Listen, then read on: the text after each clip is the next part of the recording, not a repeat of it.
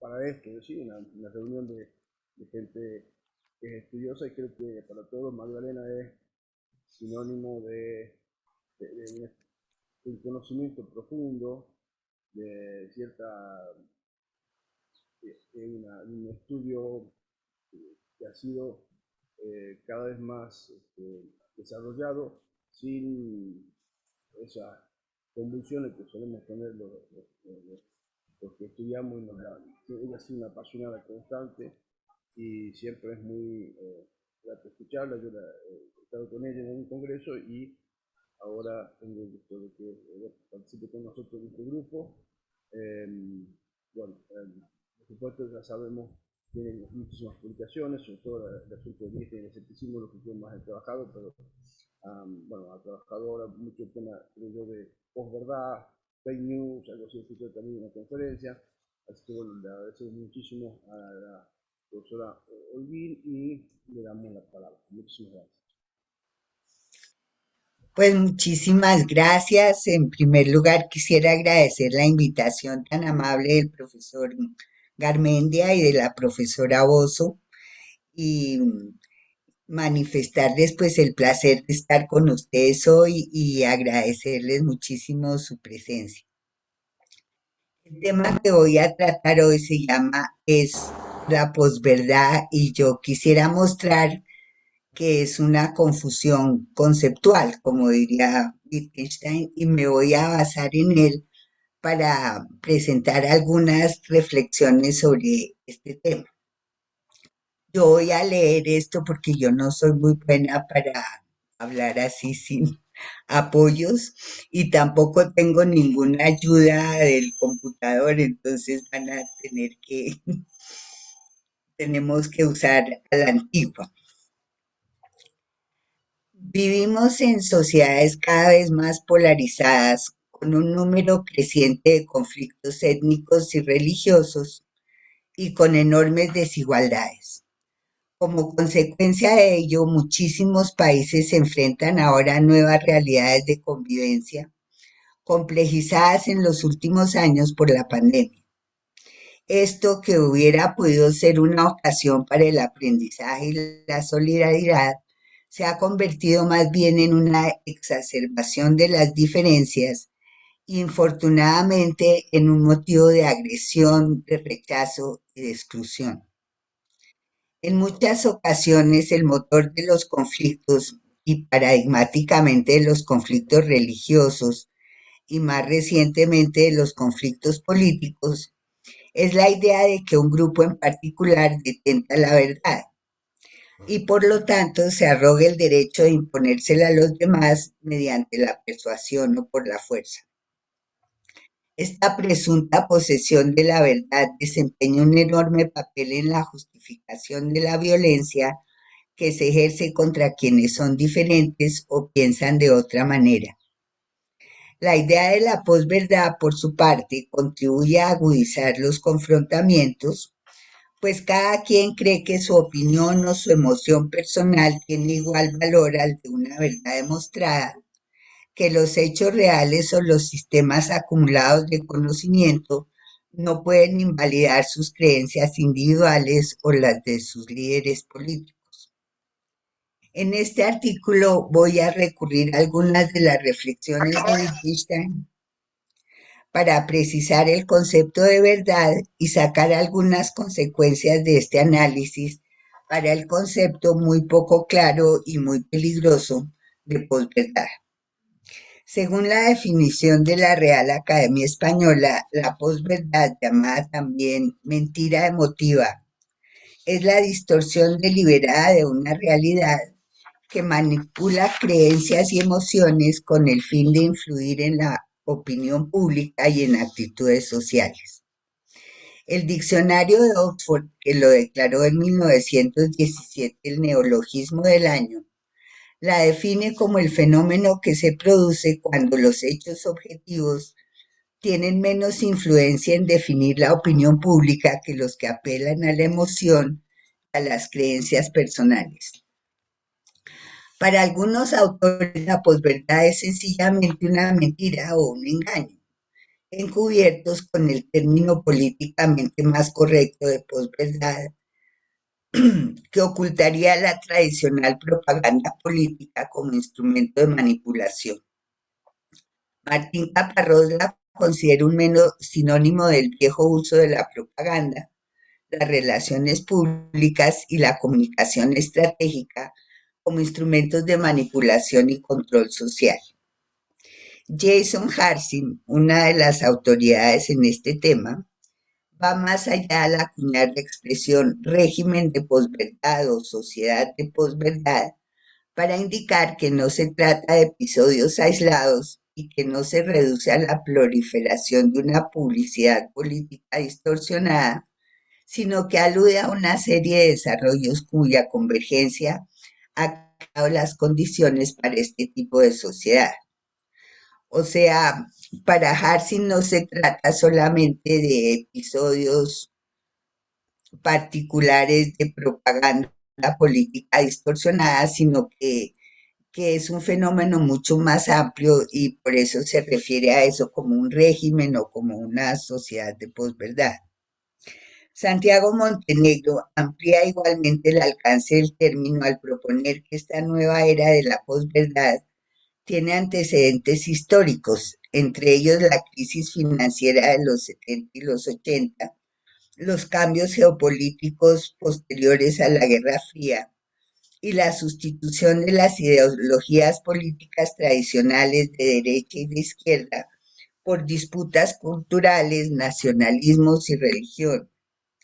Incluye también en estos factores la revolución de las tecnologías de la información y las comunicaciones y la manera como inciden en el ejercicio de la política y en el debilitamiento de los canales tradicionales de información.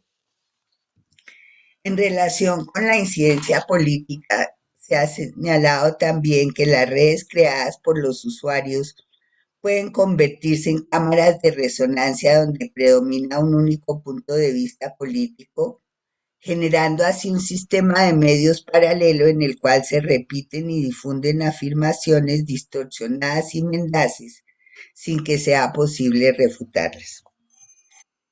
En este ambiente no podemos desconocer también las campañas negativas basadas en técnicas de posverdad que ignoran la veracidad de los hechos o los desestiman como motivados por conspiración.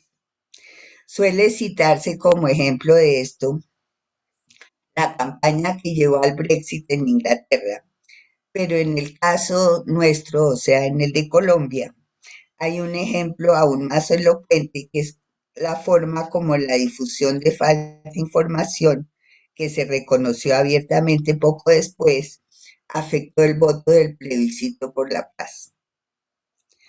Sobre eso hay incluso una tesis de grado titulada Posverdad, el virus de la mentira que contaminó y envolvió a Colombia en el plebiscito por la paz. Desde una perspectiva filosófica, el filósofo británico Grayling afirma que este mundo de posverdad amenaza el tejido de la democracia y tiene sus raíces filosóficas en el posmodernismo y en el relativismo. Sí, todo el fenómeno de la posverdad se basa en mi opinión vale más que los hechos, todo es relativo. Se inventan historias todo el tiempo, ya no existe la verdad. Y según él, esto lo dice en una entrevista que le hicieron para el BBC News, todo esto decantó directamente en la posverdad. Armando Montenegro, un economista colombiano, hace eco a esta idea. Como consideran que no hay una verdad objetiva, los grupos extremistas fabrican la suya a la medida de sus odios, sus sesgos y sus conveniencias. Ambos autores coinciden también en afirmar que este relativismo emotivista se empodera y se multiplica a través de las tendencias en las redes sociales, que son fabricadas artificialmente por medio de bots y bodegas que sirven a los intereses de ciertos jefes políticos interesados en la división y en el odio. Tradicionalmente, Se ha pensado que existe un dilema filosófico respecto de la verdad, o bien se demuestra satisfactoriamente que hay verdades absolutas o se acepta el relativismo. Platón, quien por primera vez se enfrentó a este dilema en sus discusiones con los sofistas, consideraba indispensable proponer una teoría que refutara el dictamen de Protágoras, según el cual el hombre es la medida de todas las cosas. De lo contrario, sería imposible el conocimiento propiamente dicho por oposición a meras opiniones subjetivas.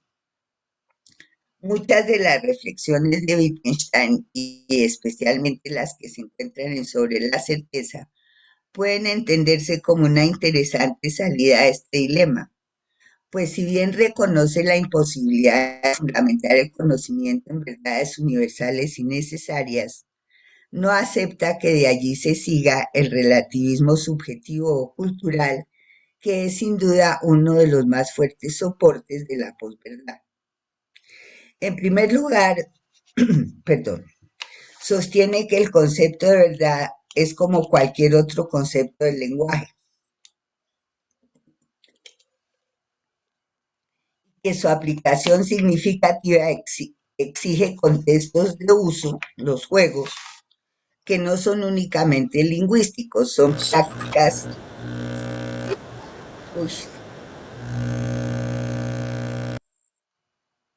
son prácticas que se insertan en formas de vida determinadas y que por su misma naturaleza son limitadas. Lo anterior ya implica una actitud diferente respecto a la verdad. Esta deja de ser el objetivo principal de la reflexión filosófica.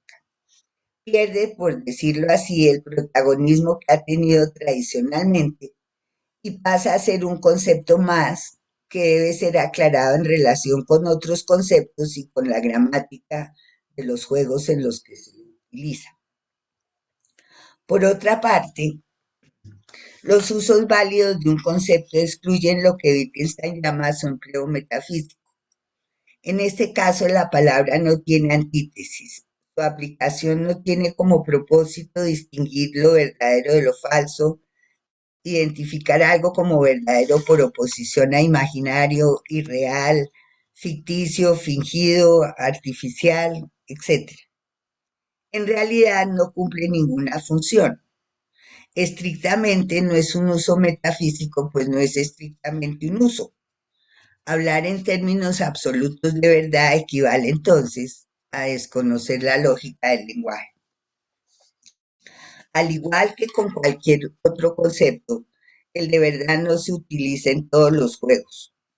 Habría, por así decirlo, regiones enteras de nuestras prácticas que prescinden por completo de él. Basta pensar en las múltiples actividades relacionadas con la estética, otras de carácter puramente lúdico, en las incontables situaciones cotidianas donde las categorías cognitivas no desempeñan ningún papel. Esto se opone a la idea tradicional según la cual es posible y deseable poder determinar la verdad de todas las proposiciones. Esta extensión de los problemas epistémicos a todos los ámbitos de nuestras actividades es evidentemente inválida. El contexto de los juegos implica además que la verdad no es lo primero. Antes, para cualquier situación determinada, debemos decidir si es pertinente y razonable este tipo de pregunta. Cuando en efecto se trata de esta clase de juego de lenguaje, debemos recordar que tal cosa no se hace en abstracto. Por el contrario, las reglas de los juegos establecen criterios que nos indican cuáles son los procedimientos aceptados para determinar verdad en esos casos. También aquí existe una gran diversidad. No es lo mismo establecer verdad en un juego como las matemáticas que en un estrado judicial. La verdad histórica es diferente, la verdad científica, etc. Una de las bases de las reflexiones de Wittgenstein sobre el lenguaje es la necesidad de que éste sea intersubjetivo. Nos entendemos porque aplicamos reglas comunes y criterios compartidos. En muchas de sus críticas a ciertas perspectivas filosóficas, por ejemplo, el solipsismo, los lenguajes privados, las teorías mentalistas del significado, etc., muestra la imposibilidad de asignar subjetivamente significados a los conceptos, así como la imposibilidad de modificar individualmente las reglas de los juegos. La posibilidad misma de comunicarnos depende de la necesidad de las reglas que gobiernan nuestras prácticas. No seguir las reglas equivale sencillamente a salirse del juego. La estrategia filosófica más antigua y utilizada para eliminar el relativismo, así como el escepticismo que usualmente lo acompaña, es establecer un fundamento que garantice al menos un conjunto de proposiciones cuya verdad sea indubitable, a partir de las cuales será posible derivar otras proposiciones verdaderas. Lo que caracteriza a estos fundamentos es que son verdades universales y necesarias y se conocen con absoluta certeza. Descartes es el ejemplo paradigmático de esta estrategia. Creía que al hallar una proposición absolutamente evidente e indubitable, podría reconstruir y validar la totalidad del conocimiento. Wittgenstein aborda directamente este problema en Sobre la certeza. La primera distinción interesante que propone es que verdad y certeza pertenecen a diferentes categorías. La certeza no es el grado máximo de la verdad al que toda verdad se aproxima como a su ideal. La certeza subjetiva no garantiza la verdad, como bien lo dijo Platón, ¿sí? Y la certeza objetiva, la única que de verdad tendría un interés filosófico, sería aquella que excluya lógicamente el error, y esto no es posible. La, la certeza, según Wittgenstein, entonces, no tiene nada que ver con la verdad. La certeza, como vamos a ver después, es una categoría pragmática y no una categoría basado en un artículo del filósofo G. Moore, Defensa del sentido común. Y aunque no lo mencione en la certeza, en otro artículo de Moore, que estoy segura que también lo inspiró, que se llama sencillamente Certeza, Wittgenstein descubre que hay una serie de proposiciones que Moore dice que él conoce con toda certeza, que son: tengo dos manos, la tierra ha existido desde hace mucho tiempo, estoy ahorita en esta habitación, etc. Estas proposiciones llaman especialmente la atención de Wittgenstein, pues descubre que tienen una peculiaridad gramatical a la que Stroll se refiere como absurdo negacional, que consiste precisamente en lo absurdo que resultaría ponerlas en duda o negarlas. Ponerlas en duda o negarlas no sería un error, sino más bien algo semejante a una perturbación mental. Si yo dudo de que estoy que estoy hablando con ustedes, que estoy aquí sentada, etcétera, no es que esté cometiendo un error, es que simplemente lo más posible es que esté un poco demente, ¿no? Sobre las diferentes interpretaciones que se han dado al carácter y la función de estas proposiciones, hay un artículo especialmente interesante de Phillips y otros artículos recogidos en Readings on Wittgenstein's Uncertainty de Sharon Mollack. A diferencia de Moore, sin embargo, Wittgenstein no sostiene que estas proposiciones sean necesariamente verdaderas, presuposiciones de los juegos de lenguaje o algún fundamento de estos juegos. Configuran más bien lo que él llama nuestra imagen del mundo, aquel conjunto de convicciones o certidumbres que no estamos dispuestos a poner en duda en determinados juegos, pues esto simplemente destruiría todos los criterios que utilizamos para jugar. En la bibliografía reciente a esta posición se la ha llamado la epistemología bisagra, para dar a entender que se trata de un sistema de proposiciones sobre las que giran aquellas que válidamente podemos poner en duda, mientras que éstas permanecen fijas, aun cuando es muy discutible hablar en este caso de una epistemología. Wittgenstein es muy claro en señalar que nuestra imagen del mundo no es ni puede ser verdadera o falsa. Es el trasfondo del acuerdo en los juicios que permite cualquier posterior determinación de verdad. Tampoco elegimos nuestra imagen del mundo ni la adoptamos porque estemos persuadidos de su verdad. La asimilamos simultáneamente con las prácticas que efectivamente realizamos. Nuestra imagen del mundo no precede a las prácticas, ellas la muestran. Una y la misma proposición puede funcionar como norma de descripción o como parte de lo que se describe y está sujeto a normas. Pero saber qué función cumple solo se puede hacer en un contexto de uso y nunca en general y en abstracto. De nuevo, Wittgenstein impide que esta idea se convierta en el regreso a un fundamento racional de nuestras prácticas. La certeza es una categoría pragmática, pues se refiere a la forma como actuamos con total seguridad, sin poner en duda estos contextos más básicos en los que vivimos y desarrollamos nuestras actividades.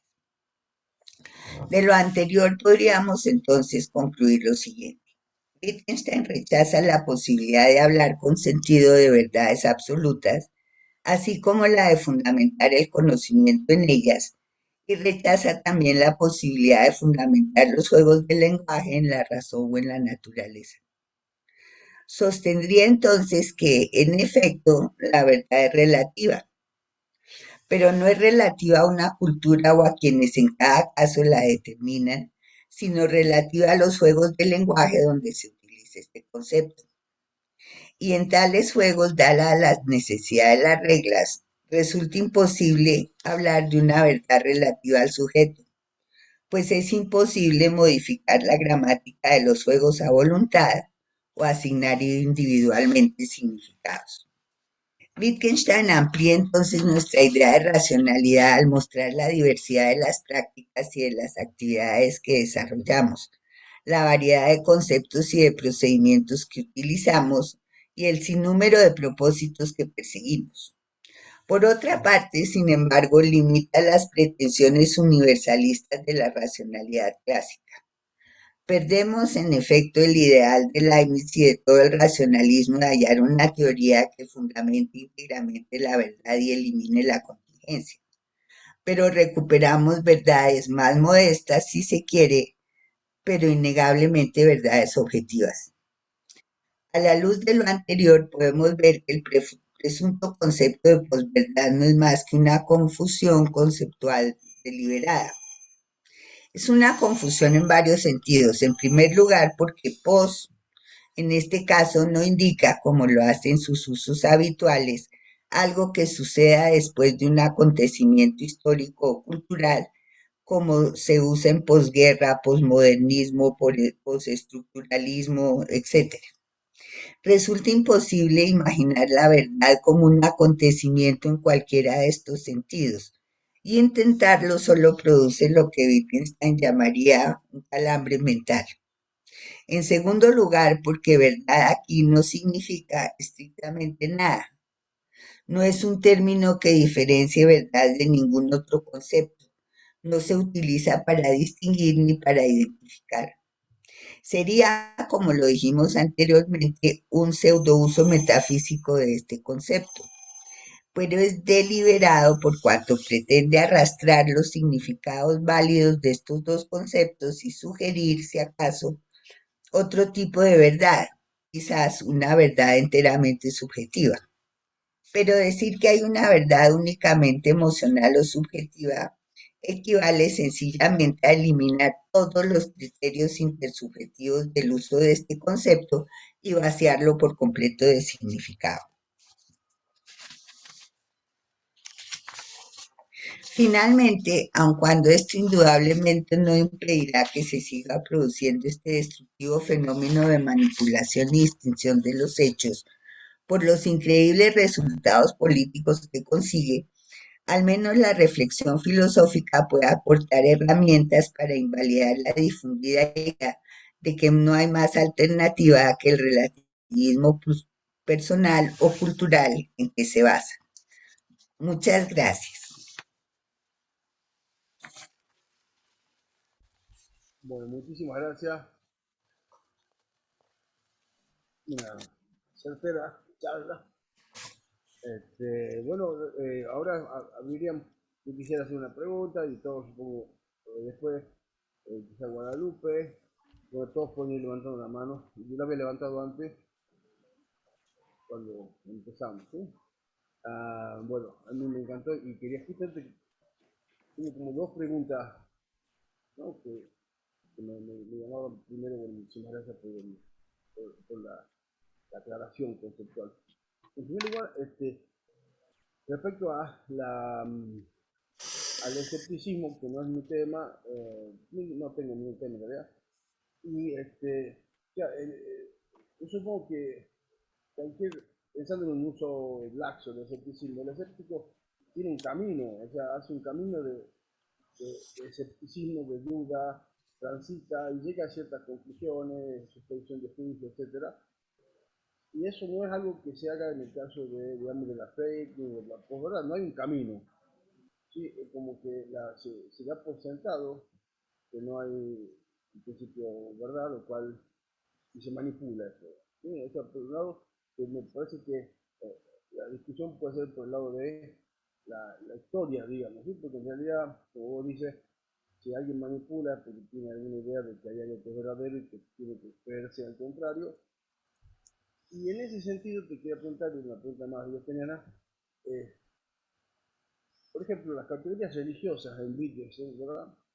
Como el juicio final, ¿me acuerdo? ¿Sí? Tienen que ver con cómo uno reconfigura su vida y su acción en función de ciertas creencias, ¿no? El juicio final sería una de ellas. Si yo creo en el juicio final o no creo, no están en el mismo plano en la medida en que tienen que ver con una forma de actuar. Y en ese sentido, sí, me parece que si vos, ahí hay un concepto pragmático parecido al de certeza, pero el posverdad no, porque no hay una consecuente acción con la idea de que no hay verdad, porque lo que sostiene la posverdad normalmente no, no se comportan en su vida y no estructuran sus acciones como si no hubiese verdad o como si hubiese sido el fin de la verdad, ¿no? Estas dos preguntas o comentarios, muchas gracias, y ahora dejamos para que hablen los demás. Si quieres contestar ahora, ping pong o después.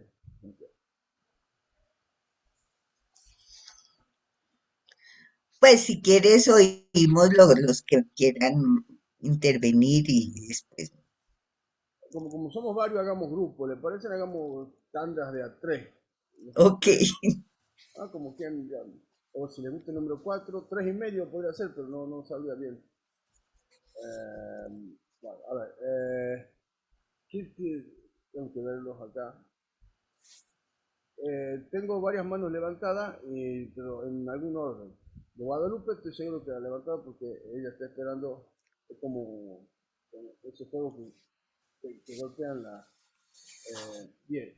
Y de ahí tengo Cristina, Roger, Vitek, como ¿y alguien más. Bueno, hagamos un primer grupo, ¿les parece? Guadalupe y después Cristina, y después hacemos otro grupo a partir de Roger, ¿les parece? Bueno, muchísimas gracias, Magdalena. Creo que compartimos un coloquio que organizaron en la Universidad de Antioquia, Medellín. Así que es un gusto enorme volver a compartir un espacio, aunque sea virtual. Y mi pregunta es referida sobre la certeza. Es un texto efectivamente que tiene muchas lecturas, creo que en parte porque Wittgenstein no pudo corregir ese texto, son notas sueltas de diferentes temas.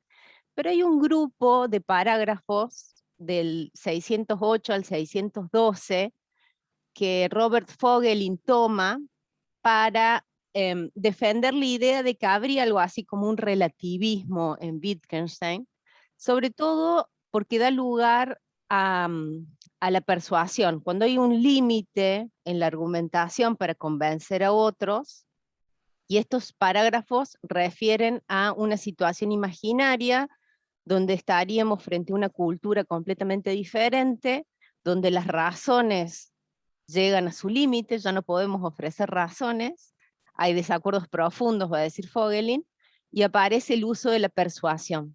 Entonces quería preguntarte, más allá de Vogelin y de Wittgenstein, ¿cuál te parece a vos que es el lugar de la persuasión en Wittgenstein? Si te parece que la persuasión es algo no argumentativo, si te parece que la persuasión en Wittgenstein es un poco este trabajo gramatical que propone, o si has pensado, si tenés algunas pistas para darnos, para releer ese tema en Sobre la certeza. Muchas gracias.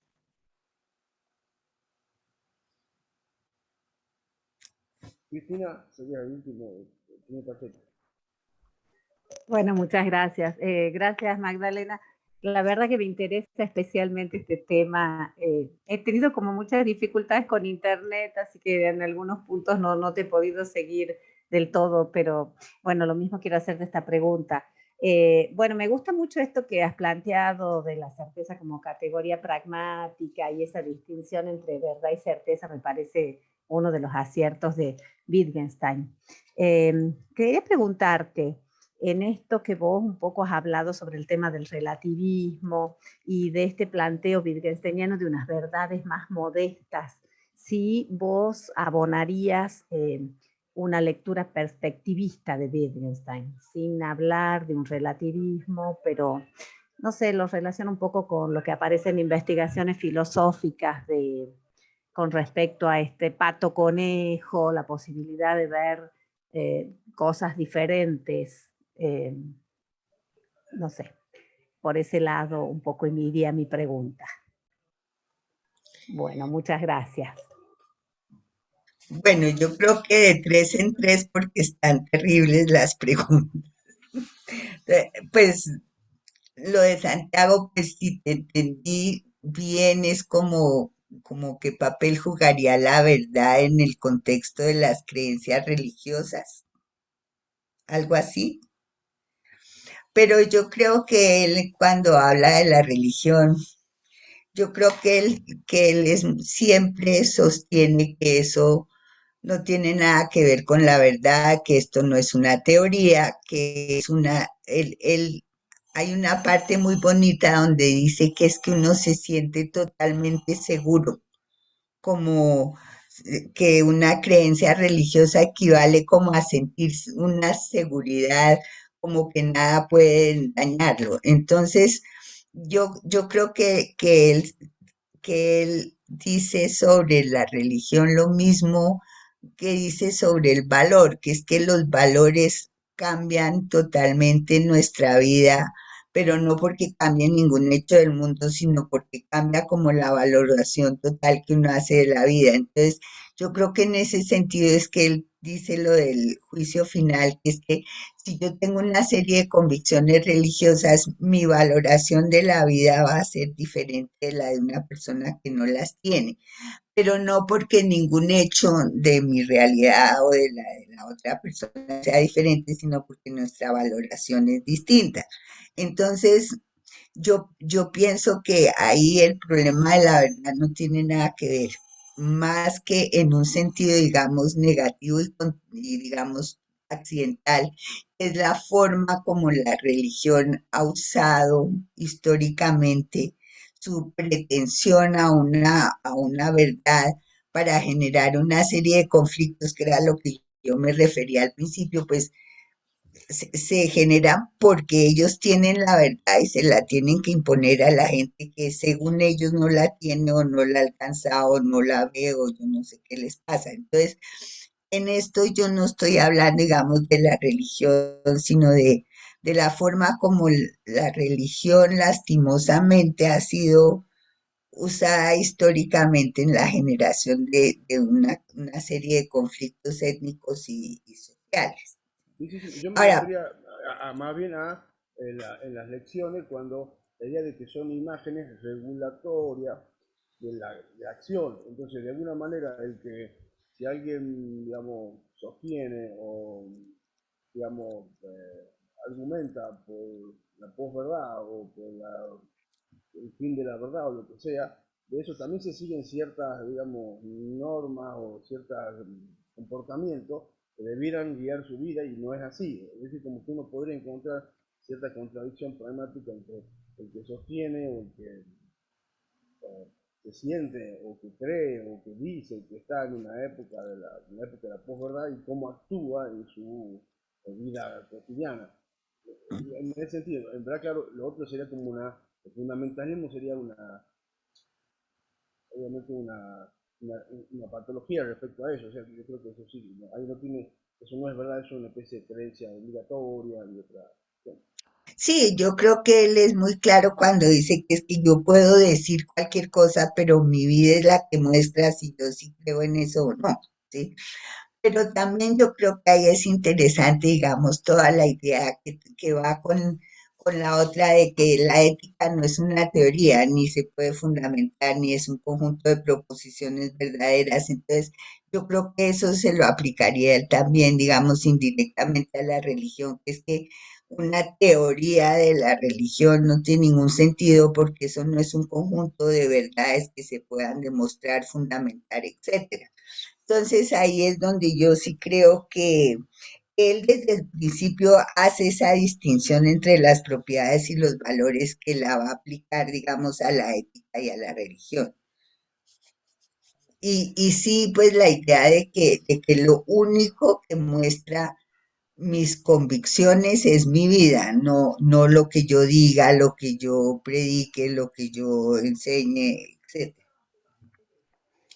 Ahora, Perdón, Magdalena, te pregunto porque se me está ocurriendo, tal vez la religión tendría más que ver con el ámbito de la certeza que con el de la verdad para Wittgenstein. ¿Te parece que podríamos pensar sí, eso? pues yo creería Mm. eso, porque lo que es un actuar con seguridad y tener una seguridad que no depende, digamos, de ninguna situación epistémica. Yo no necesito ningún conocimiento, digamos, absoluto para actuar, digamos, según unas creencias que yo tengo, ¿sí? Pero también porque es imposible justificarlas. Yo no le puedo demostrar a una persona que es que si Dios existe, si tiene que comportarse de esta manera o de otra, si esto, eso es imposible de justificar argumentativamente, ¿sí? Entonces yo creo que eso iría a la par, pues la imposibilidad de la teología y de la teoría ética, yo creo que van de la mano, porque es, digamos, el mismo intento por justificar racionalmente algo que no se puede justificar argumentativamente. Pero sí tiene todo que ver con la práctica, porque es la forma como actúo y cómo me comporto con otra gente y todas estas cosas. ¿Sí? Ahora, la pregunta de Guadalupe, te quería decir que me gustó mucho tu conferencia, la de Medellín y la que vi de estas charlas, también lo de Fogelin, me encantó. Y lo que yo diría, ahí hay mucha discusión sobre lo de la persuasión, porque eh, hay no es muy claro qué quiere decir Wittgenstein con formas de vida.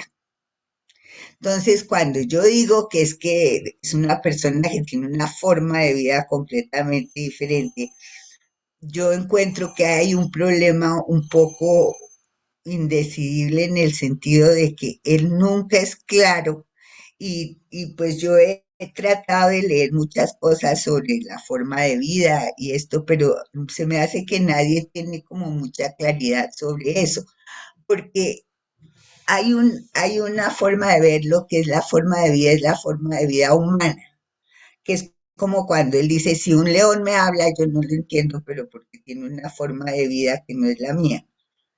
Pero eso se ha entendido también culturalmente, que es como tiene unas costumbres y unas convicciones, pero a mí se me hace que Wittgenstein, que es una tendencia que no es reciente, pero que a mí me irrita un poquito, que es volverlo como una especie de antropólogo o sociólogo o yo no sé qué, porque a él en realidad eso no le interesa para nada. A él le interesa la aclaración conceptual. Por eso cuando uno ve todo lo de la rama dorada, él en realidad lo que está pensando es, creo yo, ¿no? Que este señor tiene una confusión conceptual enorme, no que si sus sistemas antropológicos y estos son equivocados, sino que él no está aplicando erróneamente unos criterios científicos donde no tienen nada que ver. Pero entonces lo de la persuasión a mí se me hace que es que él no usa, digamos, hay todo un enfoque ahora en que la persuasión se usaría cuando yo llego, agoto la argumentación, pero yo no creo. Yo creo que él dice que uno usa la persuasión normalmente, lo mismo que usa la argumentación según el caso, ¿sí? Entonces yo creo que ahí la idea no es, llegué al final del argumento, voy a recurrir a la persuasión, que es lo que yo creo que era como la idea de Fogelin también, sino lo que yo creo es que él dice que yo uso o la persuasión o la argumentación según mis propósitos y según los contextos, porque es que digamos, en un artículo que si me mandas tu correo, con mucho gusto te lo mando. Yo estaba tratando de explorar como la idea de si la metodología de Wittgenstein no es análoga a la estética más que al análisis. Porque él dice que lo que él va a hacer es comparar, que los juegos de lenguaje son objetos de comparación y que él está comparando unos usos con otros usos para mostrar sus relaciones, las formas como disuenan, como consuenan, como se llamen, y, y que él lo que quiere es poner todas esas cosas delante de nuestros ojos para que nosotros veamos la diferencia. Y si uno mira lo que hay en las investigaciones y en la certeza y todo, pues finalmente eso no se podría llamar una argumentación porque él no está dando argumentos para mostrarnos que sea así o así. Él está mostrándonos a través de una serie de ejemplos y de casos para que uno mismo vea cómo sería de absurdo poner en duda estas cosas. Pero él no está dándonos un argumento oh, sí, voy a explicarle racionalmente por qué es incorrecto, sino él está es poniendo unas cosas al lado de las otras, que es lo que él dice que él hace, y por eso a mí me llama la atención el ejemplo que él tiene de arreglar los libros en las bibliotecas. Él dice, cuando yo logro poner unos junto a otros de determinada manera no correcta, eso ya es mucho, ¿sí? Entonces, si me quieres mandar tu correo, entonces con mucho gusto te mandaría esto, porque me parece que eso es lo que él dice del método de la estética, que es, si yo quiero convencer a una persona de que es mucho mejor oír a Bach que oír el reggaetón, no le puedo dar un argumento, yo no le puedo decir, ay, es que Bach es divino y el reggaetón es horrible. Tengo que ponerlo a escuchar una cantidad de cosas y que él mismo de pronto me diga, sí, esto es muy bonito, o esto me gusta mucho, o alguna cosa, ¿sí? Entonces, ahí esa es una forma de la persuasión, que es, te voy a mostrar estas cosas para que tú mismo las veas. Por eso es que eso se referiría a lo que dice la profesora Tina, que es para que uno vea otra cosa, ¿sí? Para que vea otro aspecto de esa cosa, algo así, ¿sí? Entonces, por eso es que a mí se me hace totalmente incorrecto ver, ver como que habría una progresión entre la argumentación y la persuasión, como hasta aquí llegué con mis argumentos racionales, entonces ahora te voy a persuadir.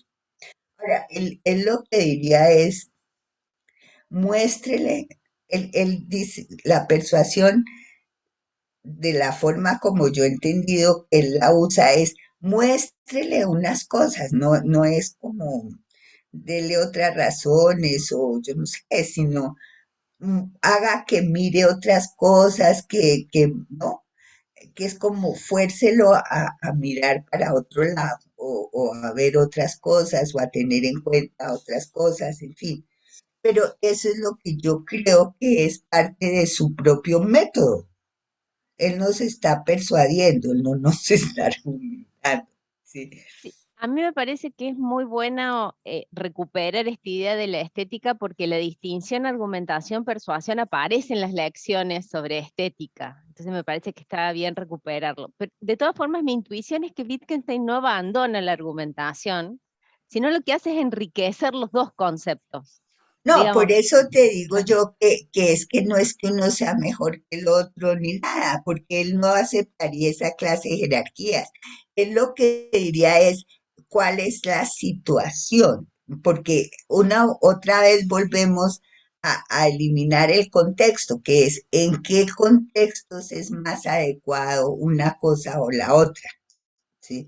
Ahora, yo creo que él dice que son válidas todas las formas, por eso es que él dice que no hay un método, sino muchos métodos, y a mí me parece que cuando se habla sobre Wittgenstein se tiende a desconocer la especificidad del contexto.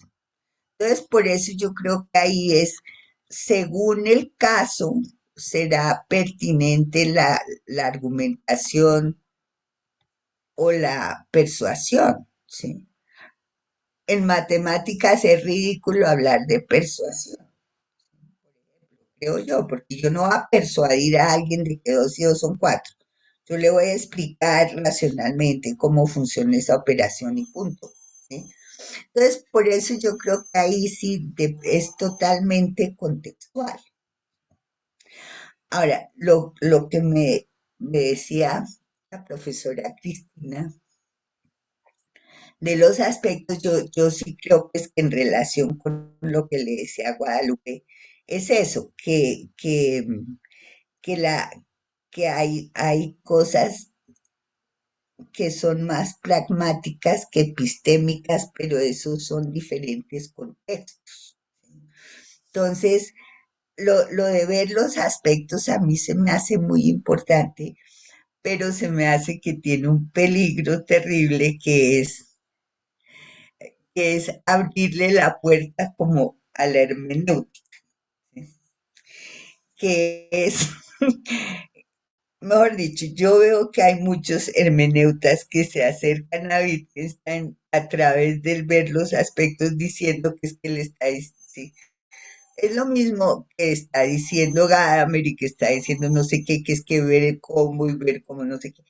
Y Y a mí se me hace que Wittgenstein en ningún momento tiene una teoría de la interpretación, sino que dice que las teorías de la interpretación del significado son absurdas, eso lo dice desde los cuadernos, ¿sí?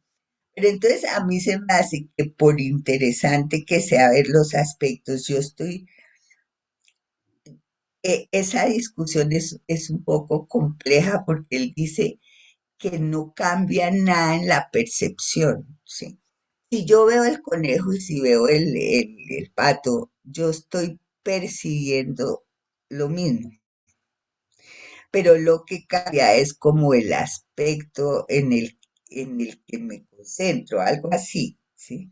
Entonces sí, digamos, pero lo interesante es que la percepción no se modifica, ¿sí? Yo sigo viendo exactamente lo mismo a nivel perceptual.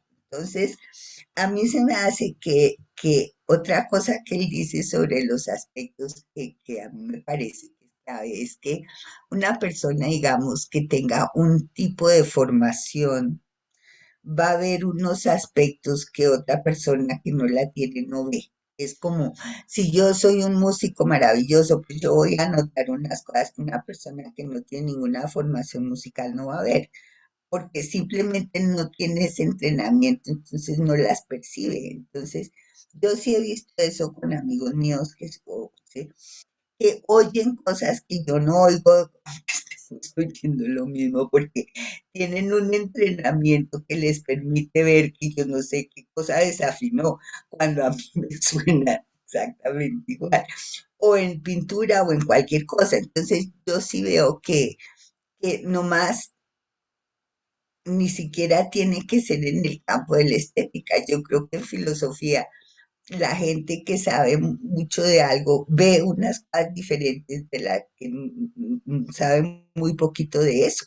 Entonces, yo creo que eso es como incorporar la experiencia a, a como que todas nuestras actividades se como que se complementan y se enriquecen mutuamente. Entonces, yo ahí veo que es que él siempre insiste en la concreción y en la diversidad. O sea, hay 20.000 formas de hacer las cosas, hay muchísimas maneras de acercarse a las cosas y la filosofía digamos, la actitud científica no nos las deja ver. ¿Sí?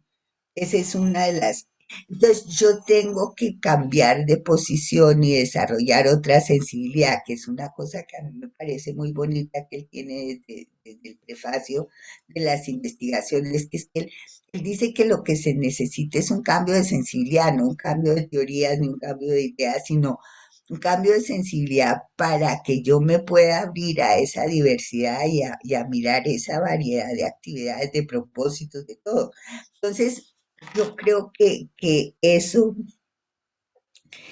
por eso es que él dice que cambiar de posición es algo que yo lo entiendo casi físico, es que si uno cambia de posición física ve otra cosa, o sea, por moverme, veo cosas que no veo desde la posición en que estoy.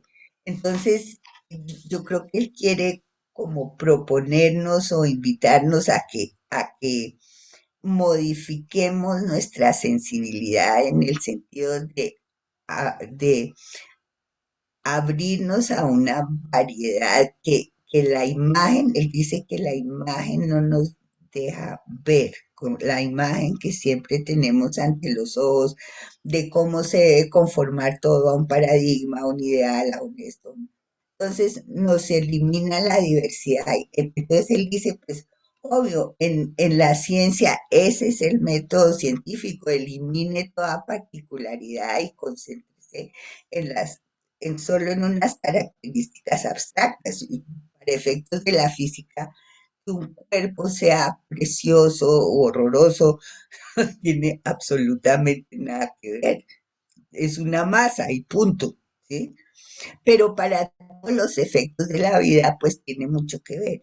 Entonces yo pienso que es que lo que él llama con tanto como desespero la actitud científica es una forma de aproximarnos a nuestras actividades que no nos deja ver su diversidad y su especificidad. Él dice, la filosofía ha adoptado este maluco costumbre de proceder como si fuera una ciencia y eliminar toda la particularidad y toda la especificidad. Y entonces no puede ver nada porque no ve lo que debería ver, que son las diferencias. ¿Sí? No lo que las cosas tienen en común, sino en qué se distinguen. Entonces, por eso es que yo creo que toda esa cantidad de ejemplos que él da, que a veces hasta la gente le desespera, es para que uno vea lo distinto que es usar ese concepto en una situación, en otra situación, en otra situación, etcétera, para que yo vea, como dice él, las relaciones, pero sobre todo las diferencias, ¿sí? Y para que no caiga en la tentación de unificar, que es la más grande tentación filosófica.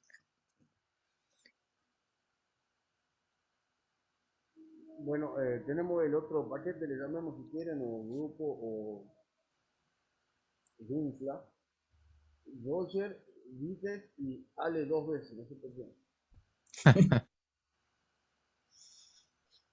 Buenos días, ¿me escuchan? Sí, Buenos días, gusto volverlos a ver. Algunos los conozco en persona, otros no, los he leído. Mi pregunta es la siguiente. Vi un límite muy delgado entre el concepto de posverdad y otros verbos. Algunos los podía uno llamar verbos o expresiones de carácter epistémico y otros de carácter psicológico. Algunos como mentir, como dudar, como fingir, como manipular. Y entonces la pregunta va es en el siguiente sentido. Si pudiéramos ver, digamos, la posverdad ligada a estas expresiones que de acuerdo con Wittgenstein tienen un uso, digamos, una gramática en diversos juegos del lenguaje, uno podría entender el concepto de posverdad en estos sentidos. Y sería, digamos, otra manera, digamos, de dinamizar juegos del lenguaje, como dice Wittgenstein, en torno a la duda. No saquemos la duda de los juegos del lenguaje, porque la duda tiene una función en los juegos del lenguaje y es, por ejemplo, ayudar a expandir el conocimiento, ayudar a resolver preguntas. ¿No sería este concepto de posverdad otra de las expresiones que contribuyen a dinamizar los juegos del lenguaje, como el verbo mentir, dudar, manipular, fingir y otros? Gracias.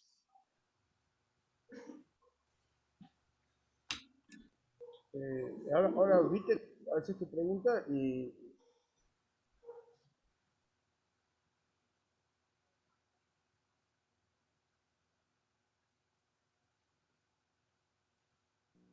¿Me escuchan? Sí, con dificultad.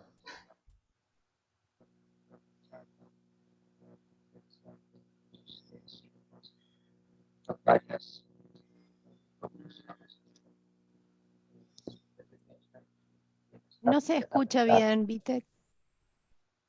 Yo quisiera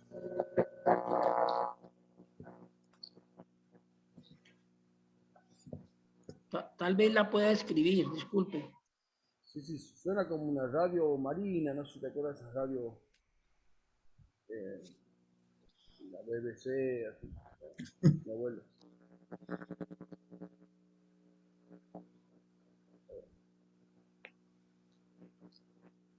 Bueno, intentemos que Ale haga la pregunta, ¿te parece, Vite, que mientras vos solucionas tu audio? Sí, me parece muy bien. Bueno, muchas gracias. Nuevamente es un gusto estar por acá con ustedes, saludando amigos y conociendo a nuevos colegas y teniendo la oportunidad de charlar con gente que por allí he leído y he visto en algunas conferencias. También pues muchas gracias a la profesora Magdalena por la interesante charla. Bueno, en primer lugar, me resultó plausible la identificación de las tensiones conceptuales expuestas por la profesora entre posverdad, verdad y certeza. Y desde una aproximación, digamos, de un análisis filosófico, casi que de la definicional, me parece claro el carácter vacuo del concepto de posverdad, ¿no? Desde una plataforma filosófica. Del análisis de la definición. Sin embargo, en la misma línea en la que acaba de comentar Roger, considero que desde una aproximación, digamos, praxeológica, las definiciones son posteriores a los usos y no siempre los recogen con plausibilidad. De hecho, la definición pues sabemos que no es necesaria para identificar o caracterizar un concepto. Entonces, sobre esta base, digamos que una vía para identificar la vacuidad o la significatividad del concepto de posverdad consistiría en un análisis de gramática profunda, en donde justamente podríamos preguntarnos por cuáles son los contextos, ¿no? Los espacios gramaticales de aplicación, con qué juegos de lenguaje se conecta el concepto de posverdad, preguntarnos si hay movimientos consistentes, usos compartidos o articulados en algún sistema de prácticas, y creo que va en la línea de lo que comentaba Roger. No sé si los hay o no, es algo que a mí me gustaría preguntarme. No sé, profesora, qué opinión tenga sobre esto. Y nuevamente, gracias por la interesante charla.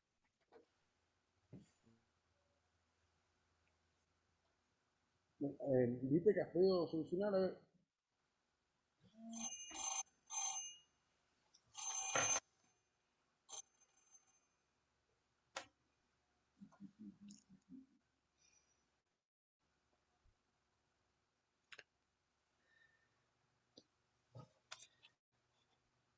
Parece que no todavía. ¿Alguien se quiere sumar a la cohorte esta de tres primero, de tres y después el...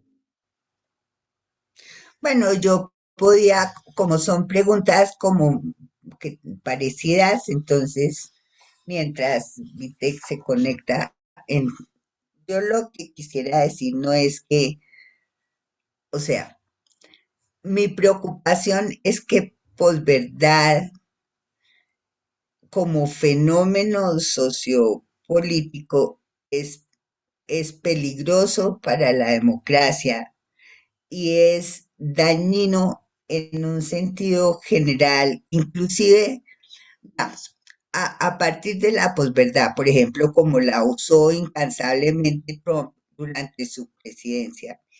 Una de las posverdades que dijo es que la gente no se debía vacunar. Eso produjo una cantidad de muertes. Entonces, a mí me parece que lo de la posverdad no es solamente un problema conceptual, sino es un problema muy real que afecta a las sociedades en el sentido de que esa polarización tan tremenda que hay en Colombia y en muchos países, no solo suramericanos, sino europeos, está alimentada por posverdades, que es y cada vez hay más la idea de que es que como de todas formas no hay verdad, pues no importa que digan lo que quieran, porque en realidad verdad no hay.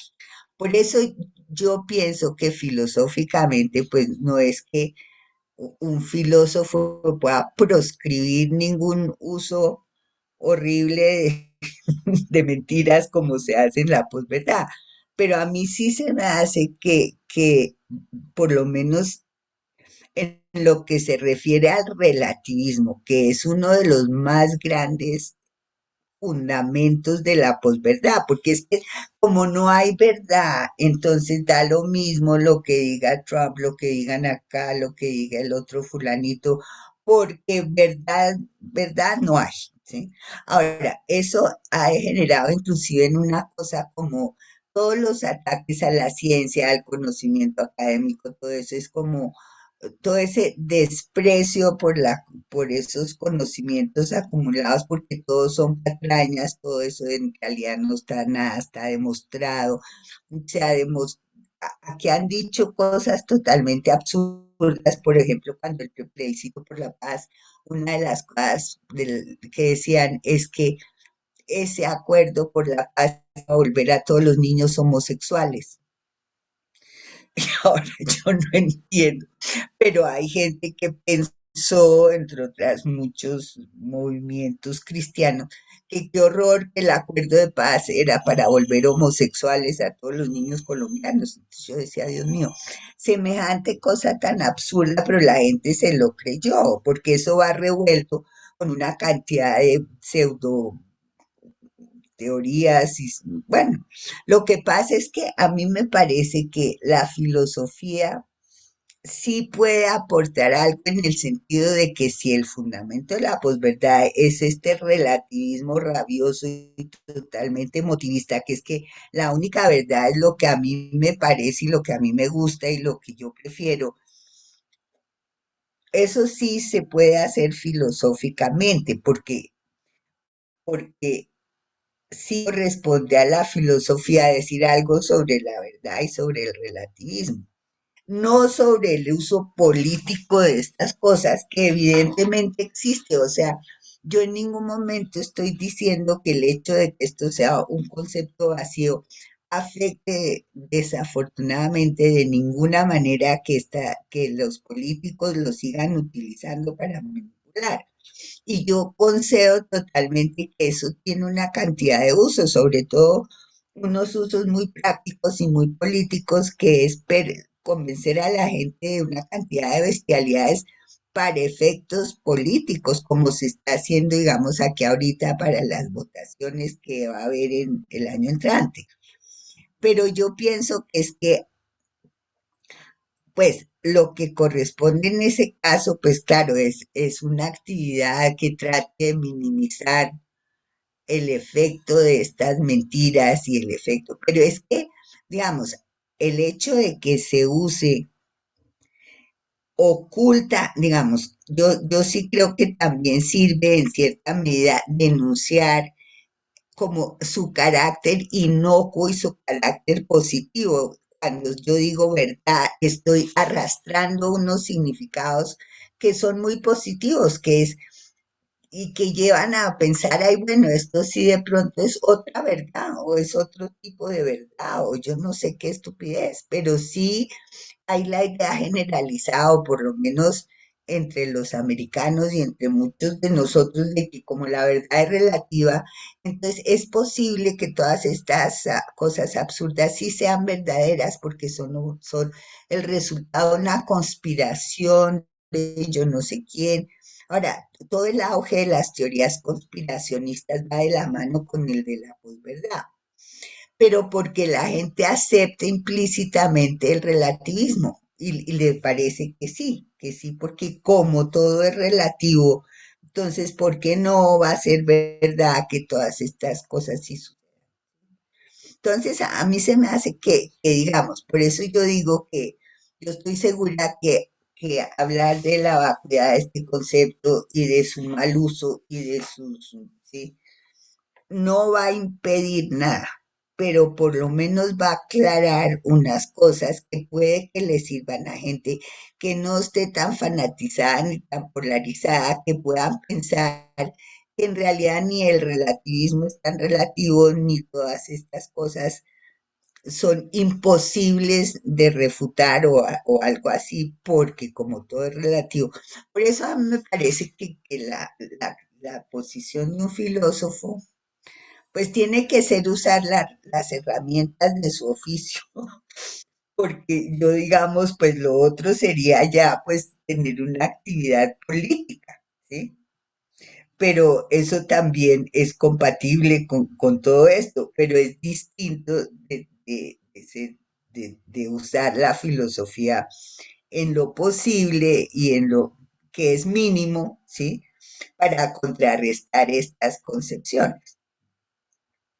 Ahora, yo no ni, mejor dicho, yo no estoy diciendo, yo no creo que eso dinamice nada, yo creo que eso lo que está haciendo es una cantidad de daño, ¿sí?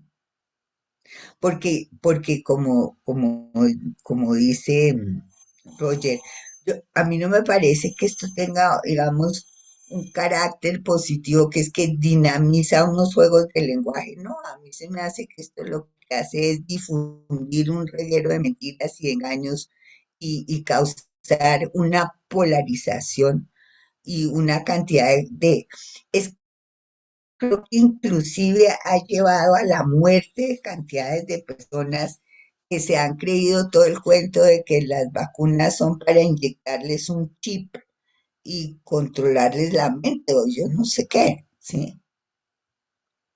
Entonces a mí se me hace que no es inocuo y que lo que uno haga en un sentido más teórico no va a solucionar el problema, pero puede ayudar a que la gente vea que tal vez esto no es una fatalidad, o sea, porque ahí, digamos, lo que yo veo es como una secuencia maluca que es, como todo es relativo, pues es posible que todas estas cosas que me están diciendo sean verdad, porque ¿por qué no? ¿Sí? Nadie, sí, como no existe ninguna verdad, entonces lo que me diga mi líder político es verdadero porque él es mi líder, porque él es mi ídolo, porque yo qué sé qué, ¿sí? Ahora, como que fomentar ese emotivismo y ese individualismo y ese narcisismo de las redes, que es que todo el mundo se vuelve famoso porque escribe un post estúpido insultando a yo no sé quién, ¿sí? Entonces, todo ese protagonismo que le han dado las redes a todas las, digamos, exabruptos individuales y personales, entonces solo contribuye a que cualquiera puede decir cualquier cosa, nadie lo puede refutar, nadie le puede decir que eso es incorrecto, la ciencia no sirve para nada, los conocimientos tampoco, etcétera. Entonces, a mí se me hace que extender, digamos, ese tipo de actitud de verdad acaba con la democracia, porque no hay manera de argumentar racionalmente sobre nada, sino esto es lo que a mí me gusta, a mí me provoca, yo decido y punto. ¿Sí? Bueno, alguna... Yo por ahí también totalmente de acuerdo, pero por ahí pensaba en el concepto este de bullshit, también, ¿no? De bosta discursiva, ¿no? Que el bullshit es una especie de actitud de indiferencia hacia la verdad y la mentira, que, bueno, que muchas veces, como te hablaba Frankfurt, que muchas veces por ahí está en esa configuración que vos dices. Y bueno, y por supuesto el tema de las redes, de la caja de eco, de resonancia, todo eso, también tiene que ver con que se ha desgastado el lenguaje, ¿no? Se ha desgastado el uso y de alguna manera han perdido significación, hay que resignificarlo en verdaderas cadenas o verdaderas interacciones comunicativas o bueno, juegos que es como que se han mezclado los juegos, ¿no? Y también que se han perdido valor, ¿sí? Las monedas más preciadas, ¿no? No deben comentar nomás. Roger quiere comentar algo luego, pues, tenemos Héctor y Cecilia, te parece Roger, después si quieres hacemos para que podamos. Héctor No, o Cecilia, no sé quién estaba primero, y vos querés comentar algo, Roger, de esto mismo que ha dicho la profesora. no, el comentario mío es pequeño. Si uno mira como uno aprende un lenguaje, uno aprende un lenguaje de lo simple a lo complejo. Y, digamos, algunas personas, digamos, tienen una reflexión más alta, digamos, o más amplia sobre ciertos conceptos, por el proceso de entrenamiento, por el peso del manejo del lenguaje que han hecho, como dice Wittgenstein, digamos, el criterio de autoridad. Pero si uno mira este proceso, digamos, de confusión en los juegos del lenguaje, en los juegos de lenguaje morales o juegos de lenguaje psicológicos o juegos de lenguaje epistémicos, ellos siempre está ahí. Y el mismo Wittgenstein dice, es la posibilidad de hacer un esclarecimiento que los mismos criterios del lenguaje lo permiten. Entonces uno podría ver el concepto de posverdad en ese contexto. Así sea una teoría, así sea entre comillas una reflexión política, una reflexión moral. Pareciera que siempre va a haber alguien que quiere confundir y siempre que va a haber alguien que va a estar confundido. Entonces el proceso terapéutico de esclarecimiento, digamos, va a ser continuo. Y ese concepto, digamos, de posverdad lo podríamos ver en múltiples, digamos, contextos históricos. Yo lo miraría en ese sentido. Ese es el comentario. Gracias. Gracias a vos. Entonces, Ceci y Héctor. Hola, buenos días, muchas gracias.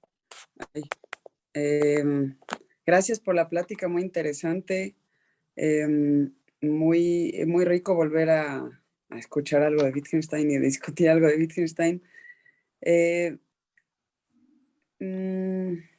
Estaba reflexionando sobre esto último que estaba mencionando sobre el concepto, ¿no? Y creo que a lo mejor voy a retomar un poco cosas que dijeron sobre el concepto. Estoy totalmente de acuerdo en que es un pseudoconcepto y que tiene su mal uso.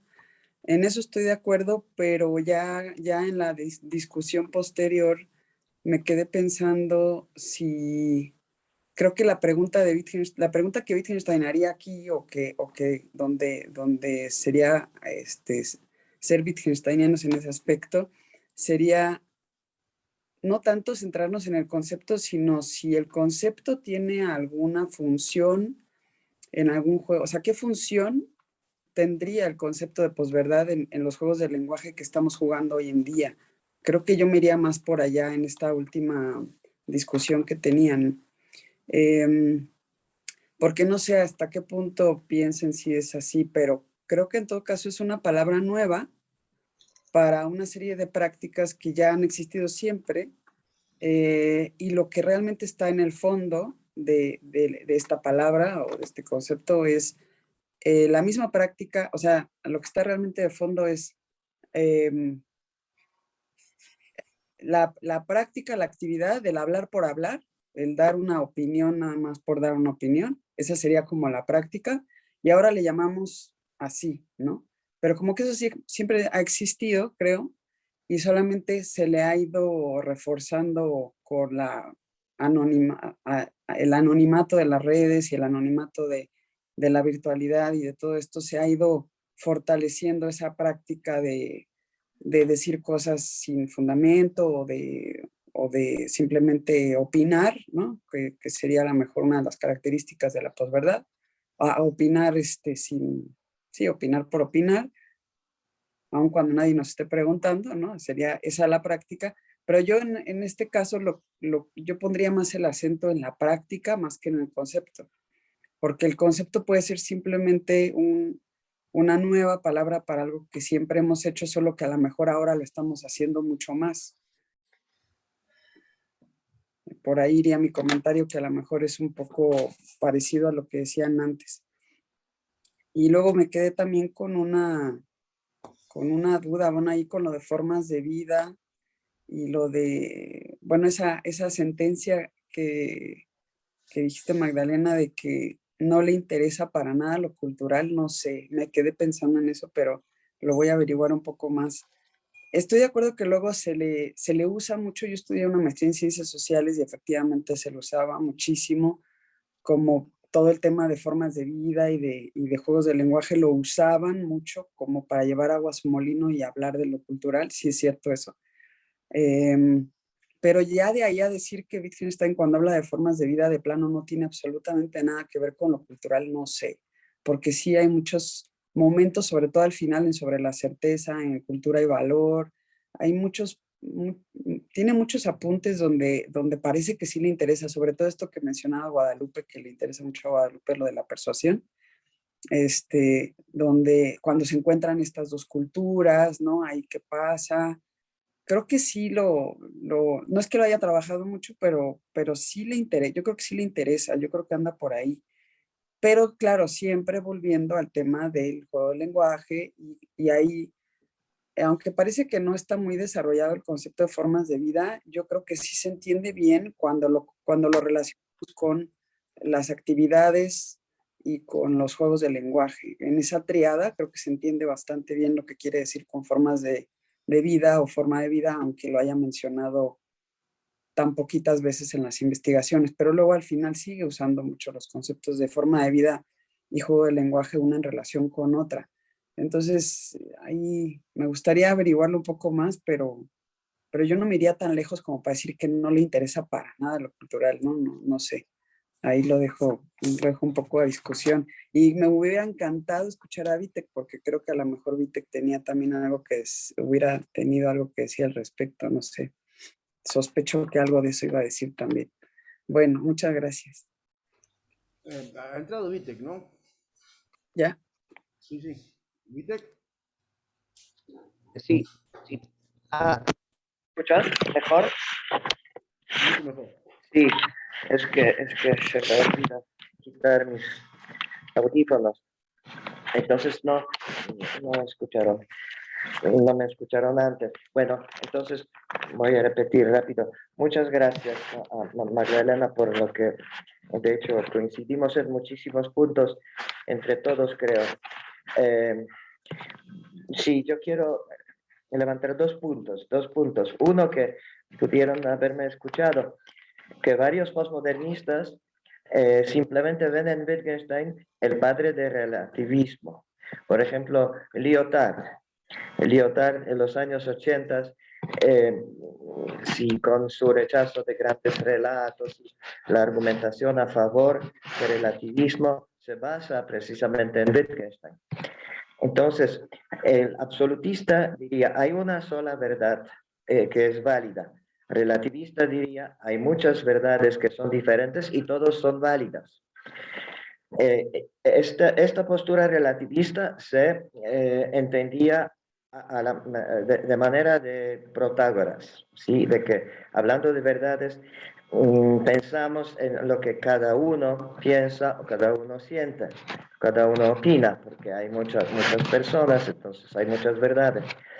Pero Lyotard dice que Wittgenstein presenta una versión suya de relativismo, porque en su caso no se trata tanto de verdades subjetivas, sino se trata de la idea de la verdad como un concepto relegado y limitado a los juegos de lenguaje. La verdad tiene sentido dentro de los juegos de lenguaje, no fuera de los juegos de lenguaje. Entonces, si hay muchos juegos de lenguaje, hay muchas verdades. Entonces, Wittgenstein, según Lyotard, retiene la posición relativista. Entonces, mi primera pregunta fue cómo ahora Magdalena y todos podrían defender a Wittgenstein de esta interpretación que yo creo es superficial y vulgar de presentar a Wittgenstein como el padre del relativismo. Sí. Y mi segunda pregunta, comentario, pues que va a la línea de Cecilia, sí. Pues varios ejemplos, no solo en la certeza, sino también los comentarios sobre la rama dorada. Sí, muestran que Wittgenstein estaba muy interesado en antropología, por ejemplo, y usaba varios ejemplos que tienen que ver con las culturas, ¿sí? No solamente análisis conceptual. Entonces, yo lo doy por hecho. Mi pregunta es precisamente por qué esta interpretación, que excluye a Wittgenstein del interés de las ciencias sociales. Él usa tales conceptos como tribus, ¿sí? Como el hombre como animal ceremonial, ¿sí? Analiza ceremonias, discute contra Fraser, ¿sí? Ofrece una casi explicación, aclaración o comprensión de los rituales, ¿sí? Mágico-religiosas. Y aparte, lo que dice Cecilia, todos los famosos citas sobre la certeza, ¿no? Sobre misioneros, indígenas, Weltbild, o sea, la imagen del mundo, que es también relativa a diferentes culturas. Si pensemos qué hacen los misioneros con los indígenas, usando persuasión precisamente. Pues todos esos ejemplos sirven para decir que Wittgenstein es mucho más rico y va mucho más allá del análisis conceptual. Muchas gracias.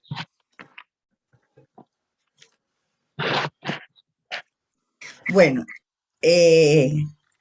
sobre lo primero es que hay un fenómeno que es el que se describe con el término de posverdad que siempre ha existido, que es como una manipulación engañosa y mentirosa, como una estrategia política para manipular. En realidad, más que decir opiniones a la loca, yo creo que el fenómeno que se está describiendo es una manipulación política de una serie de ideas, ¿sí? Como con un propósito muy claro que es el control social y la manipulación política. Entonces, sobre eso yo no tengo ninguna discusión, yo estoy segura que eso es un fenómeno que siempre ha existido, que últimamente se ha recrudecido, digamos, con las redes sociales y esta cosa. Entonces, digamos, yo no tendría ningún problema con aceptar que eso es así. Lo que pasa es que me parece que cuando se usa posverdad se está haciendo algo adicional, que es distorsionando el fenómeno. No se está diciendo es que esto es una propaganda política, esto es una verdad, ¿sí? Ahora, puede que eso parezca inocuo porque pues, lo pueden llamar pues verdad o cualquier cosa.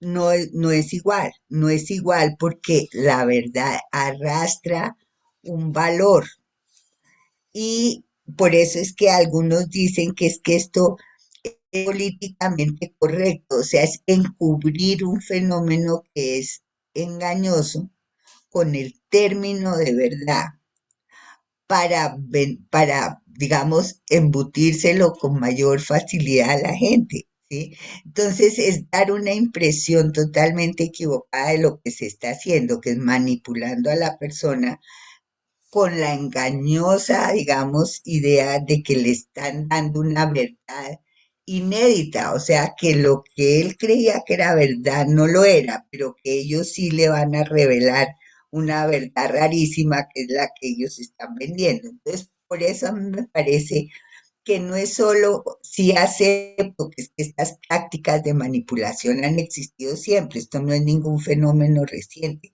Lo que pasa es que su extensión y su difusión y la forma como ahora se pueden proyectar sí es distinta por las tecnologías. O sea, yo estoy segura que siempre ha existido publicidad engañosa, política, todo eso, pero que ahora eso se vuelve un fenómeno de una dimensión muchísimo mayor por la difusión que le presta la tecnología. Entonces, digamos, sí yo objetaría el uso, o sea, en el sentido en que lo dije, que es engañoso llamar eso, pues, ¿verdad? Porque pues sí es más políticamente correcto, o sea, políticamente más eficaz, ¿sí? Pero encubre un engaño mucho más difundido, porque va bajo la apariencia de la verdad, ¿no? Entonces, ese era uno de mis puntos. Pero sobre lo de la cultura, que a mí me parece un tema muy interesante. Se me hace que ciertamente, probablemente fui demasiado exagerada cuando dije que es que a Wittgenstein no le interesa la cultura. Pero es lo mismo que yo muchas veces he dicho que a Wittgenstein no le interesa el lenguaje. O sea, los lingüistas, digamos, ahora han usado los juegos del lenguaje como que eso fuera una nueva metodología lingüística, ¿sí? Y los antropólogos y los sociólogos han usado los juegos del lenguaje, como comentábamos antes, sin tener ni idea ni de qué se trataba, ni qué quería hacer Wittgenstein con eso, ni nada. Entonces yo sé que fui muy exagerada cuando dije que no le interesaba, pero yo sigo pensando que le interesaba, porque sí, él habla de los ritos, de las ceremonias, de cómo bailan para que llueva, todo eso, pero él no está haciendo ningún estudio de esas culturas. O sea, el objetivo de este estudio no es descubrir cómo las características de ninguna cultura en especial.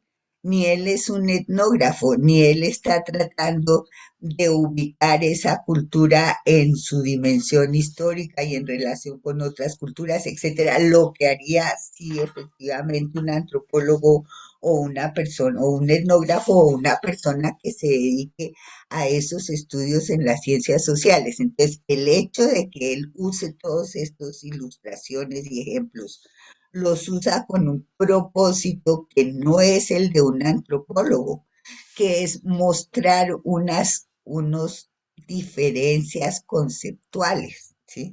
Ahora, yo no estoy diciendo con eso que es que todo Wittgenstein se reduce al análisis conceptual, pero sí él lo dice muchas veces que finalmente él es un lógico, ¿sí? Cuando le preguntaron en el Tractatus que por qué él no había dado muchos ejemplos de lo que era un objeto simple y lo que era un estado de cosas y lo que era no sé qué, él dijo que no tenía que dar ningún ejemplo porque él era un lógico, no un... Entonces, y eso, sí, él toda su vida. Claro que después, pues qué chévere, el segundo, el tercer Wittgenstein y todo lo más, pero él lo que le interesaba era la lógica del lenguaje. Ahora, que eso después él mismo lo haya vuelto una pragmática y todo eso es fantástico.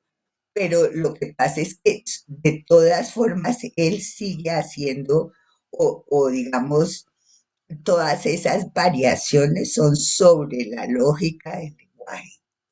Entonces, por eso a mí me parece que primero lo que me fastidia es el abuso de las ciencias sociales, de un Wittgenstein que no existe porque nadie se lo ha leído, solo cogen la idea de los juegos del lenguaje, la aplican a la loca, ¿sí? Y dicen que eso es ahora un método muy interesante de las ciencias sociales. Entonces, a mí esa posición me parece absurda, ¿sí? Y en ese sentido es que yo digo que a él no le interesa la cultura como objeto de estudio. No que no le interese la cultura, porque evidentemente sí, y él tiene mil ejemplos de sobre cómo se caracterizaría una cultura, una forma de vida. Todo eso, en eso yo reconozco que fui supremamente exagerada, pero fui exagerada porque me irrita horriblemente como la reinterpretación antropológica cultural de Wittgenstein en el sentido de que ese no es su objeto de estudio, lo mismo que su objeto de estudio no es la lingüística y lo mismo que su objeto de estudio ni siquiera es el lenguaje entendido como como lo entienden aquellas personas para quienes el lenguaje es un objeto de estudio, como los filólogos, los lingüistas, todas estas cosas. Entonces, por eso es que a mí se me hace que ahí, por más que sea una exageración reducir esto al análisis del lenguaje, porque yo creo que él al final no está haciendo análisis en el sentido ni tradicional ni en el que él usó antes. De todas formas, su interés es conceptual.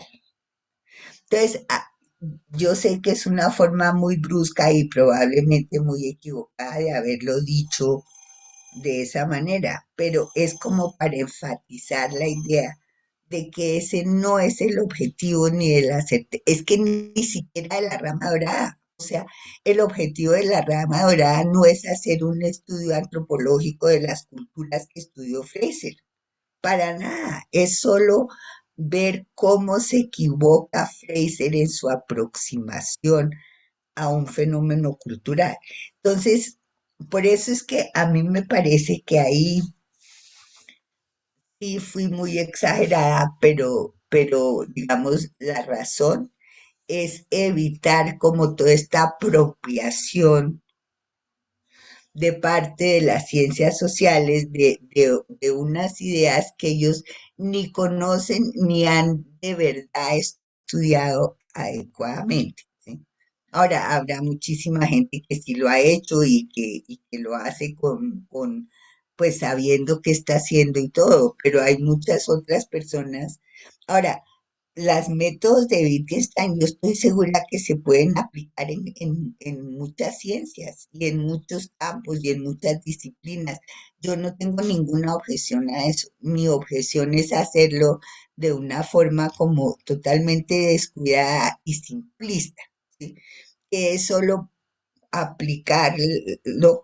Esto es un juego de lenguaje y chao, ¿sí? Y todos son juegos de lenguaje y todos no sé qué. Ahora, respecto del otro problema del relativismo y del Lyotard y todo,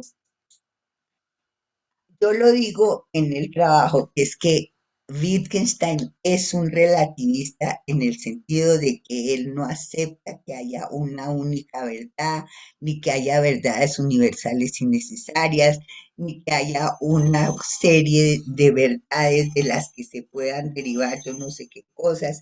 En ese sentido, él es un relativista y yo no sé si será el padre del relativismo, que evidentemente no, porque hubo 20.000 relativistas antes que él, pero sí evidentemente es un relativista, ¿sí? Pero eso no quiere decir que es que como hay muchos juegos, hay muchas verdades, porque él lo que quiere decir es que verdad solo se usa en unos juegos, no que cada juego tenga su verdad. Entonces, por eso es que a mí me parece que hay que distinguir entre juegos epistémicos y juegos que no lo son. Entonces, en los juegos que no son epistémicos no tiene, como dice él, primero hay que determinar si es razonable y pertinente determinar verdad en ese contexto. O sea, si es un contexto epistémico o no. Y si no lo es, no hay que determinar verdad. Ni la verdad y juega ningún papel, ni la verdad hay que determinarla para todos los juegos, sino solamente para los juegos epistémicos. Entonces, por eso es que yo no aceptaría que el relativismo significa es que como hay muchos juegos hay muchas verdades, sino que hay juegos epistémicos y juegos que no lo son, que en cada caso se determina verdad de una forma diferente según la clase de juego. ¿Sí? Y yo no dudaría en afirmar que Wittgenstein es un relativista, porque la verdad es relativa a los juegos, donde se determina verdad y a las reglas de esos juegos. Entonces, por eso, pero eso sí le permite decir que hay verdades objetivas, porque en las verdades que se determinan en cada juego según los procedimientos establecidos en esos juegos para determinarlas son verdades objetivas, ¿sí? O sea, si la ciencia demuestra yo no sé qué cosas, que el virus este, si se reproduce yo no sé cómo, eso es una verdad objetiva, ¿sí? Lo mismo que los 20.000 verdades que establece la medicina, la ciencia, la biología, todas esas cosas. Lo mismo que es verdad históricamente, todas las verdades que los historiadores argumentan, descubren, no sé qué, es otro tipo de verdad. Lo mismo que son verdad las proposiciones matemáticas deducidas, yo no sé cómo, inventadas, en fin. Pero eso no quiere decir que no sean verdad, son verdad relativamente a esos juegos. Por eso es que yo digo que esto sí es una salida al relativismo, porque sí hay objetividad de la verdad. O sea, no toda la verdad es subjetiva. Entonces yo estoy usando relativismo en ese sentido específico de que sí hay verdades objetivas, ¿sí? Y no toda verdad es subjetiva y cultural. Entonces, es solo así, ¿sí? Pero eso no quiere decir que él no sea un relativista. Ahora, por eso es que yo no estoy de acuerdo con Stroll, que dice que es que él es un fundamentalista y que él sí está fundamentando. Yo no sé cómo es ese argumento rarísimo que él trae, que es que él sí termina fundamentando. Yo no sé qué, yo no creo, ¿sí? Yo creo que en eso él es totalmente consistente y nunca fundamenta nada. Ahora, a mí se me hace que todas estas cosas como hay que ser muy preciso filosóficamente en qué queremos decir con relativismo, qué queremos decir con objetivo y etcétera, porque es que si no caemos otra vez, por ejemplo, una afirmación como que es que como hay muchos juegos, hay muchas verdades. Claro que no, porque no para todos los juegos es pertinente la verdad, ¿sí? Y en fin, Bueno, me parece que la vamos a soltar por Magdalena, que la tenemos hace casi 2 horas, y además que, bueno, la verdad que un gusto la charla, digamos, ¿no? Después de la interacción, veo varios mojones que siempre aparecen y cada vez aparecen, eso es lo lindo, creo que de Wittgenstein cada vez aparecen más ricos, ¿no? Y más pensados, pero no es que creo que volvamos, sino que siempre uno, bueno, son lugares a los cuales uno tiene que volver. Así que muchísimas gracias Magdalena, muchísimas gracias a todos y bueno, por supuesto especialmente a nuestra invitada. Hay gente que estaba yendo ya, están saludando porque ya se tuvieron que ir y bueno, muchísimas gracias y bueno, estás invitada cuando quieras participar en la como oyente, como expositora, lo que quiera, en el grupo. El martes que viene es nuestra última sesión de este año y el otro año continuaríamos. El martes que viene va a estar Vicente San Félix con una cuestión sobre el voluntarismo en William James, muy divertida, interesante y además pertinente.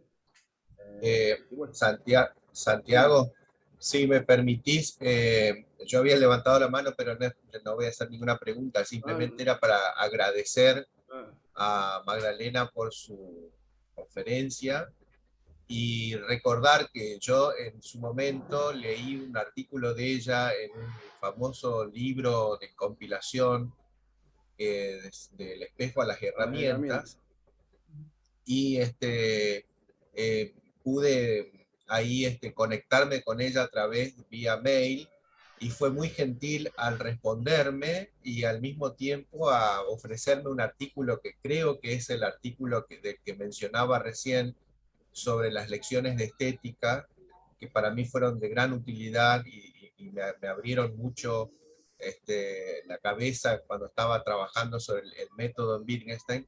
Así que bueno, aprovecho para agradecérselo ahora personalmente, y bueno, gracias por la charla también.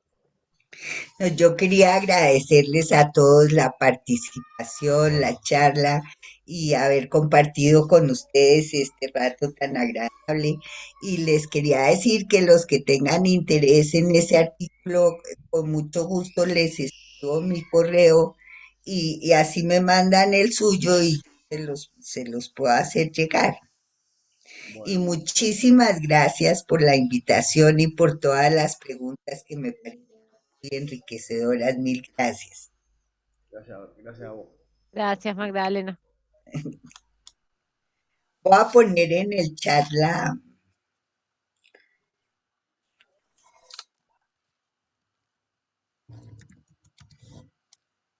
Bueno, gracias.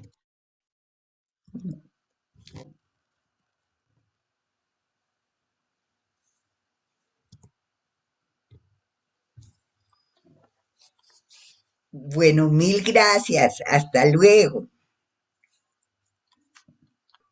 Gracias. Buen martes Adiós. para Nos todos. vemos. Chao. Chao, chao. Chao. Chao. Chao, hasta luego. Muchas gracias.